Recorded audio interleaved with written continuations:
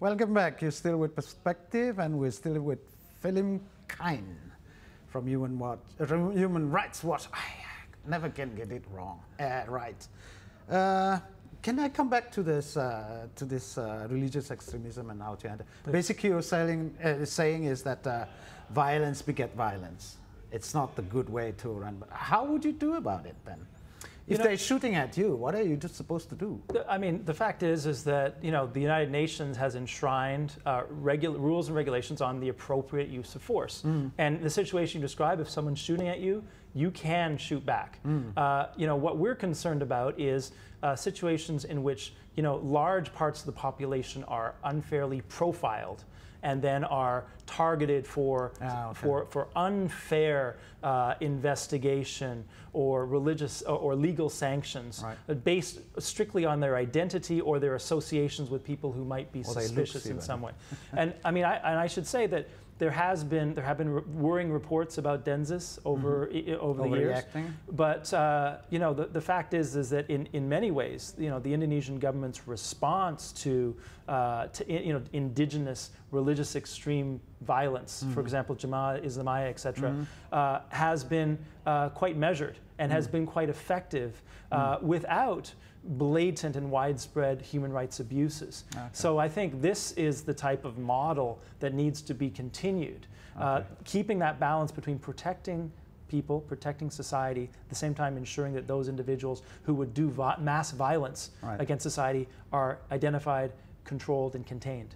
Early warning is necessary in that. Exactly. It comes down to not brute military force. It comes down to smart intel.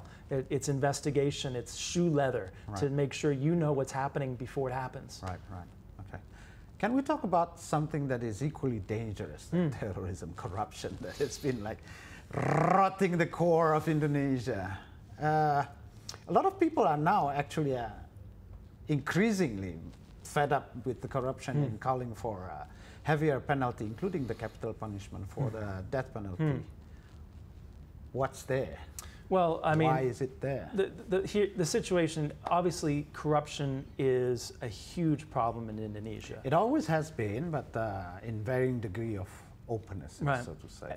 One of the assets or advantages that the government has had in addressing corruption has been the Corruption Eradication Commission, KPK.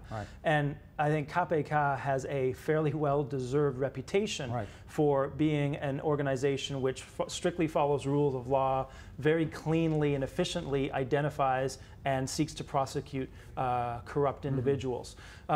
Corruption for Human Rights Watch is a concern because corruption has serious knock-on effects that have profound human rights significance. I'll give you one example. In 2011, our research indicates in just 1 year, 2011, corruption and mismanagement in the forestry sector of Indonesia cost the government $2 billion. Now that's just 1 year and one sector. That would have doubled the Ministry of Health's budget, which have been able to deliver far better and far wider services in terms of health to the people of Indonesia. Those are key economic and social human rights that are being deprived due to the fact that money is being siphoned off from the government coffers. So, we see this as an issue which has knock-on effects on human rights. And our position is Indonesia desperately needs a strong, impartial, and empowered corruption eradication agency to address these issues. And like if it doesn't, like KPK, for example. Something like KPK is definitely the way to go. But one difficult thing about KPK is when you talk about this organization that you're talking about, one would need like really clean people. I mean, like in Indonesian history, it's very difficult to be clean, especially in an environment 20 years ago where everything was dirty anyway. How do you deal with it then?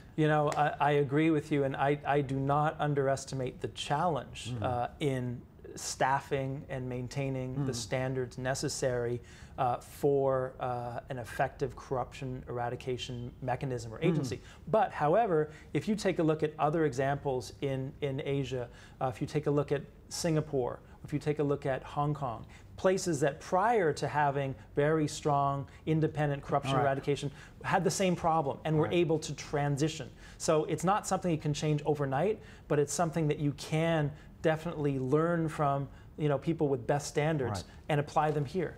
Okay, we'll continue again. It's a 5-minute break, but just stay with us.